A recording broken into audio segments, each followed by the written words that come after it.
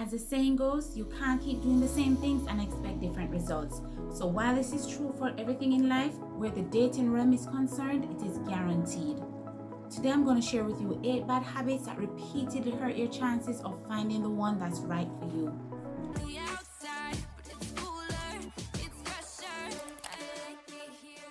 Hey, it's your girl Anna. Welcome back to my channel. If it's your first time here, welcome. Here we discuss stuff concerning dating, love and relationships. So go ahead and hit the subscribe button. You will not be disappointed. The first bad habit is not setting standards. When you don't set standards, you settle for whatever comes your way. So because you're single and you feel lonely, once somebody shows a level of interest in you, you will indulge that person, even if the person is not a right fit for you. So once you have a set of standards, you can gauge whether or not this person measures up or is even worth your time. So not setting standards causes you to waste a lot of time when dating. So that's the first bad habit. The second bad habit that a lot of ladies are guilty of is not being true to yourself.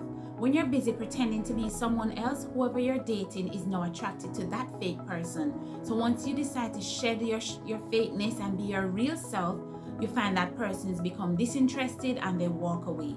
So not being true to yourself is a bad habit that you repeatedly do because you want to impress somebody. Why not impress them with who you are? You need to be accepted for who you truly are. So if you're successful in maintaining that fake persona or fake personality, and then you move from the dating stage further into a relationship, eventually it's going to become burdensome and you will just want to drop it all and be yourself. And at that point, it might be too late, where once, remember, at any point the person finds out who you really are, if they don't like what they've signed up for, they're going to leave. That's the nature of humans. So maintain yourself, be honest with who you are, and then you'll attract persons who like that type of person. Don't be who you're not to impress somebody else. Remember, ladies, you're the one doing the selection. Don't let it be on the man to choose you. You have to choose him. So if you're pretending and all of that, you're going to attract the wrong type of person and you're going to mislead people, and eventually they will walk away. This bad habit is where you're giving more than you receive. Ladies, remember, it's just dating. Your dating is a process, and if you're not careful, it can be a long, drawn out process. So if you're in the dating phase and you're giving more than you receive, you're going to suffer, because what will happen is that the man will eventually start using you. And when you find that you're being used, you're going to let that person go, and then someone else is going to come along, and you repeat the vicious cycle. So you have to pull back.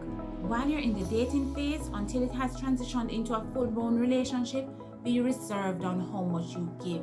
Give of yourself, your time, your energy, your money, buying all these gifts and everything for every birthday and everything. You can't do that for everybody you're dating unless you're in a relationship with this person.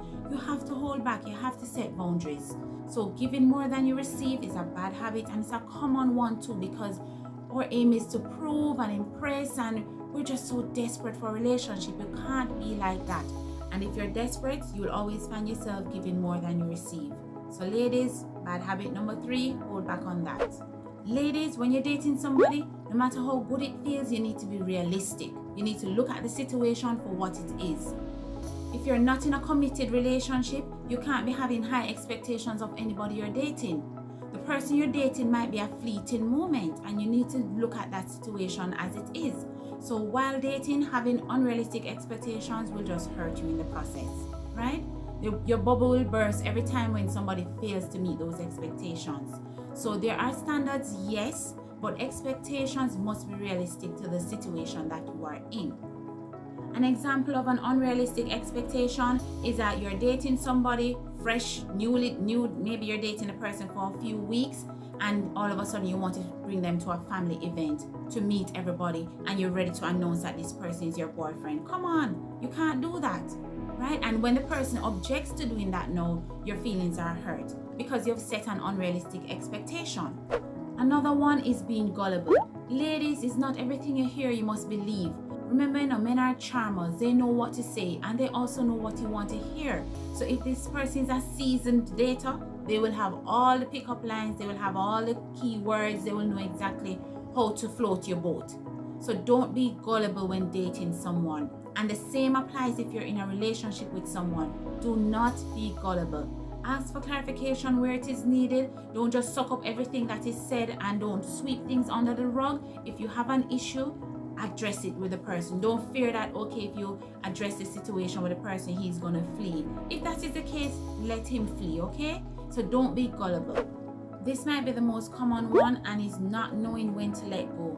Ladies, if you're in a dating process, you have to exercise some level of detachment at the same time. I know it's a delicate balance, but you have to find a way to do that. So if you're dating someone and it's not working out, you have to be strong enough to let that situation go so you're free and open to engage someone else. Because if you're tied up emotionally with someone here, you're unable to fully move forward with someone else, and you're hurting your chances of finding the one that's right for you. You should not be fully invested in someone that's not in a committed relationship with you. That's why it's called dating. And remember, I've said this before, you need to be dating more than one person. You don't have 100 lifetimes to find the one, so you have to pack it all in. So you have to be strategic in your dating process. Maintain some emotional stability. Don't get too invested. Unless you are in a fully committed relationship, you should not be 100% invested in the person. And believe me, that person you're dating is not invested in you. They see you as a number, a file number really. They're doing the same thing. They're dating and trying to find someone that's right for them. So when you tie up yourself emotionally with the wrong person and stay in self-denial, you will not be able to move forward with someone else. You have to learn to let go. Letting go here means fully unplugging so you can plug in somewhere else. Remember, dating is a process. I can't stress it enough. So this person has failed the test, basically. You're moving on to the next. So don't string the person along if they're not right for you. Let that situation go and fully expand and open your mind and be ready to receive someone else in your life. Another bad habit, ladies, that causes you to waste a lot of time is being too strict about a type. If you're caught up with a certain type of look and you refuse to date anyone outside of that look, you're going to hurt your chances of finding the one. Right? So you're going to waste a lot of time where you're only dating one type of man. And if after a while you realize that dating that type is not working for you, you have to expand yourself and try something different. Right? So if you like the tall, dark, and handsome, or you like the brown, short, and skinny, it doesn't matter. Be open to all types of men. You never know who might just come from left field and sweep you off your feet. Sometimes you think you know what you want and then you try something different and someone surprises you. So be open. That's what dating is about. Learning about different types of people, different cultures, everything. Just be open. Remain open. And the more open you are, the greater your chances of finding someone. And the more narrow your focus, the lower the probability is that you will find someone. And remember, time is of the essence and time cannot be replaced. So don't be too strict about a type. Now, last but not least is the bad habit of avoiding problems. Ladies, why are you walking on eggshells when you're dating someone? This person is not your partner. You don't need to feel restricted in any way. So avoiding problems is just a recipe for disaster. Because if you are not exposing yourself to the weaknesses of someone else, you're going to find out too late what is not working for you, and you might be wrapped up in a situation, maybe even be married. So before you get to that point, allow the problems to come and you address them as they come, and you can address them together, or it could be something that you can't solve and you walk away. But give yourself that chance. Stop avoiding problems. Stop being a crowd pleaser or please puss, as I would like to say, where you just hang on everything. You just don't want to disturb the equilibrium of what is going on with this person.